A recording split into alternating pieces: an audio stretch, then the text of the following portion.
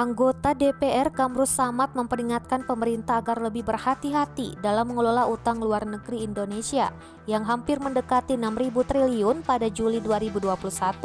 Jika korupsi masih terus merajalela, belanja APBN tidak tepat sasaran, kemiskinan bisa semakin meningkat, kata Kamrus Samad saat dihubungi.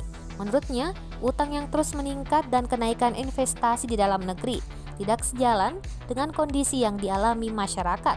Sebelumnya, Bank Indonesia melaporkan posisi utang luar negeri atau ULN Indonesia hingga Juli 2021 senilai 415,7 miliar dolar Amerika Serikat atau setara dengan 5.919 triliun rupiah. Direktur Eksekutif Kepala Departemen Komunikasi Bank Indonesia, Erwin Haryono mengatakan angka tersebut tumbuh lambat jika dibandingkan dengan periode yang sama di tahun sebelumnya.